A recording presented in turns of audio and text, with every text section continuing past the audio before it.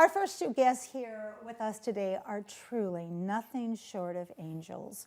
This remarkable nonprofit takes in donated medical and mobility equipment that people no longer need. They refurbish it with care, and then they make it available to others for only a suggested minimum donation. Even more inspiring, this entire operation is run completely by volunteers. Please join me in welcoming from the Multiple Sclerosis Helping Hands Donor Closet, also known from this moment on, MSHH Donor Closet, Richard Marin, president of the MSHH Donor Closet, and Susan Hickson, board member of the MSHH Donor Closet. Welcome to both of you. Thank you for having us. It's great to have you on the couch. All right, so let's just get down to it. Richard, for people who have not heard of the MSHH Donor Closet, what is it? It all started as in a garage. Okay. We go through life thinking that we're going to live forever, but eventually every one of us has something happen to us and we need equipment. Yeah. And after we've finished using the equipment, then what do we do with it?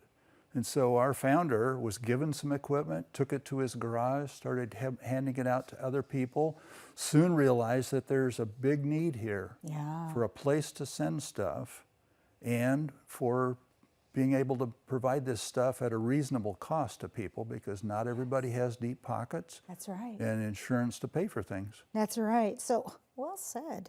Susan, how was it decided to open a location in Tacoma, and tell us how that happened? So I have MS, and at the time I was helping to co-lead an MS support group in Tacoma, and Richard came down and said we would like to open one in Tacoma, and was looking for volunteers through the MS community and found enough. We all said, yes, we will do this. And they found the location, and we all agreed to our roles and the times and days we'd be open, and we've been doing this since June of 2016. Oh my gosh. So are any of the original volunteers still with you, Susan? Yes, yes. Susan. So me, Susan, yes. and Laura Justice, I think are the only two originals, but we have some that started very soon after, one of which saw this show about the MSHH Donor Closet, Ed, and he was very moved by it and came in and said, I'd like to volunteer. That was probably in 2018, and he's been with us ever since. Oh my gosh, I love that story. So Susan, do you serve other people besides those with multiple sclerosis? Yes, we do. So anybody in the community can donate, and anybody in the community can come in and shop and look.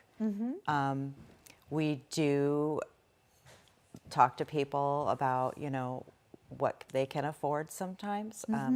If they can't afford the suggested minimum donation, we will work out something that's more affordable for them. I love that. And we sometimes do give away things free to people as well. Absolutely. Oh, when we were in the green room talking, I was talking to both of you about when people come in to drop things off because somebody has passed on, and they no longer need them, they're the caregiver, or when somebody comes in and they're just starting their caregiver journey. And whatever side of the fence those people are on, I've been in that position. It takes a lot of tenderness and understanding about grief and trauma. So what kinds of things do you look for at the store? What's your biggest need, Susan, for people to volunteer for? Right now, we need people that are, stronger and more able-bodied to help lift some of the heavy things that we have, like hospital beds and lift chairs, that kind of equipment, and help deliver it or pick it up from donators. As we don't have many people volunteering right now that are able to do that. I love that. And then we just need people who want to come in, do some cleaning, light fixing, processing, so that we can get what's donated to us on the floor faster so that it's ready for people when they come in and shop. Boy, and that's a well-oiled machine. Yes. And if it stops, everything backs up in the sense of, I've got this, but let me get it cleaned up, and can you come back? Yeah. Richard, you say that the profits go to help people with MS who are in financial need. What does that mean in terms of last year? Last year we gave out just over $500,000 that was generated through operations from our 3 stores. Wow. Yeah. And I'm the one who gets to administer that. People contact the National MS Society and talk to navigators, and they go through the process of trying to figure out what the real need is, what the resources are. They then contact me through an email asking us to help. And it is so rewarding to be able to be in a position to help people. I can't even comprehend what it must feel like, the joy and the sense of giving back and the sense of serenity and peace that comes with, today I helped somebody, today I made a difference. Richard, can you share some of those stories that you have? I've got a couple. People, yeah. I've got a couple. These are just recent ones. Okay. So this person, Christina, was let go from her job due to multiple falls. Okay, so she's got MS, which brings with it some cognitive problems and some physical problems. And here's this person that fell a couple of times at work. Well, there are some times when people fall on purpose to try to work the system, but this is a legitimate person who has a disability that has taken away part of her life, and they let her go. I'm sorry. And that's awful. heartbreaking. Here's another one who the guy, no, this was a girl, sleeping on the floor. And this is not the first time that I've had that. I had one right here in Tacoma where I went, and the person had been sleeping on the floor.